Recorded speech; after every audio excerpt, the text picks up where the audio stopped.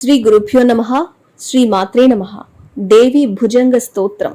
విరించాదిభిః పంచభిర్లోకపాలై సమూఢే మహానంద పీఠే నిషణ్ణం ధనుర్బాణపాశాంకుశప్రోతహస్తం మహస్త్రైపురం శంకరాద్వైతమవ్యాత్ యదన్నాదిభిః పంచభిః కోశజాలైः శిరః పక్షపుచ్ఛాత్మకైరन्तरन्तः నిగూఢే మహాయోగపీఠే నిషణ్ణం పురారేరధాంతః పురం నౌమి నిత్యం.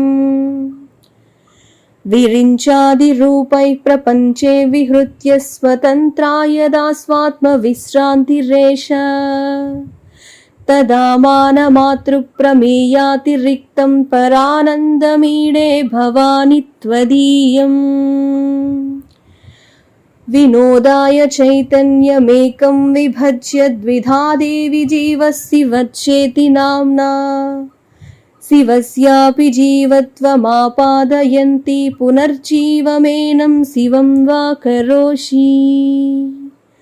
సమాకుంచ్య మూలం హృదిన్యస్య వాయుం మనోభ్రూబిలం ప్రాపయిత్వా నివృత్తాః తతః సచ్చిదానందరూపే పదే తే భవంత్యంబ జీవా శివత్వేన కేచిత్.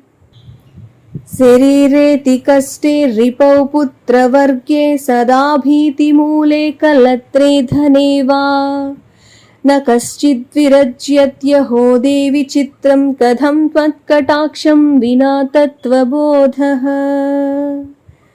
శరీరే ధనే పత్యవర్గే కలత్రే విరక్తస్య సత్తేసి కాదిష్టబుద్ధే యదాకస్మికం జ్యోతిరానందరూపం సమాధౌ భవేత్ తత్వమస్యంబ సత్యం. మృషాన్యో మృషాన్యః పరో మిశ్రమేయం పరః ప్రాకృతం చాపరో బుద్ధిమాత్రం ప్రపంచం మిమీతే మునీనాం గణోయం తదేతత్వమేవేతి న త్వాం జహీమః. నివృత్తిః ప్రతిష్ఠా చ విద్యా చ శాంతిస్తథా శాంత్యతీతేతి పంచీకృతాభిః కళాభిః పరే పంచవింశాత్మికాభిస్త్వమేకైవ సేవ్యా శివాభిన్నరూపా. అగాధేత్ర సంసార పంకే నిమగ్నం కలత్రాదిభారేణ ఖిన్నం నితాంతం మహామోహపాశౌగబద్ధం చిరాన్మాం సముద్ధర్తుమంబా త్వమేకైవ శక్తా.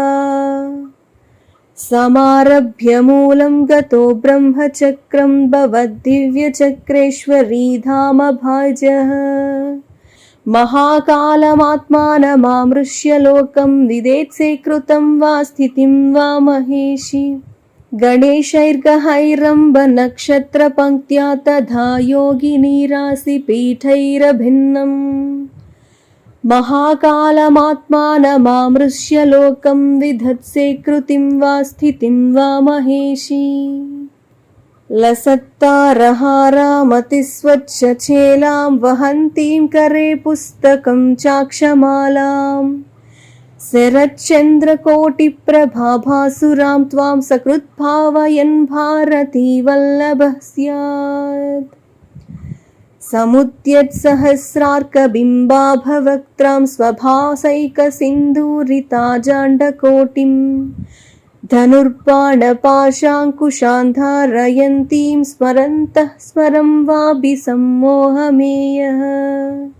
మణిస్యూతతాటంకశోణాస్య బింబాం హరిత్పట్టవస్త్రాం త్వగుల్లాసి భూషాం హృదా భావయం స్తప్తహేమ ప్రభాం త్వాం శ్రియౌ నాశయత్యంబ చాంచల్యభావం. మహామంత్రరాజాంతబీజం పరాఖ్యం స్వతోన్యస్తబిందుస్వయం న్యస్తహార్తం భవద్వక్త్రవక్షోజగుహ్యాభిధానం స్వరూపం సకృద్భావయేత్ సత్వమేవ. తథాన్యే వికల్పేషు నిర్విణ్ణచిత్తాస్తదేకం సమాధాయ బిందుత్రయం తే परानन्दसन्धानसिन्धौ निमग्ना पुनर्गर्भरन्ध्रं न पश्यन्ति धीरा त्वदुन्मेषलीलानुबन्धाधिकारान् विरिञ्च्यादिकांस्त्वद्गुणाम्बोधिबिन्दून् भजन्तस्तितीर्षन्ति संसारसिन्धुं शिवेतावकीनासु सम्भावनेयम् कदा वा भवत्पादपोतेन तूर्णं भवाम्भोधिमुत्तीर्य पूर्णान्तरङ्गः निमज्जन्तमेनं दुरासा विशाब्धौ समालोक्य लोकं कथं पर्युदासे कदा वा हृषीकाणि साम्यं भजेयुः कदा वा न शत्रुर्न मित्रं भवानि कदा वा दुरासा विशूची विलोप कदा वा मनो मे समूलं विनश्येत् नमो वाकमाशास्महे देवि युष्मत्पदाम्भोजयुग्माय तिग्माय गौरी विरिञ्चादिभास्वत्किरीटप्रतोली प्रदीपायमानप्रभाभास्वराय कचे चन्द्ररेखं कुचे तारहारं करे स्वादुचापं सरे षट्पदौघं स्मरामि स्मरारेरभिप्रायमेकं मदाघार्णनेत्रं मदीयं निधानम् सरेष्वेव नासाधनुष्वेव जिह्वा जपापाटले लोचने ते स्वरूपे त्वकेशा भवच्चन्द्रखण्डे श्रवो मे गुणे ते मनोवृत्तिरम्ब त्वयि स्यात् जगत्कर्मधीरान् वचोधूतकीरान् कुचन्यस्तहारान् कृपासिन्धुपूरान् भवाम्बोधिपारान् महापापदूरान् भजे वेदसारां शिवप्रेमदारान् सुधासिन्धुसारे चिदानन्दनीरे समुत्फल्लनीपे सुरत्रान्तरीपे मणिव्यूहसाले स्थिते हैमशाले मनोजारिवामे निषण्णं मनो मे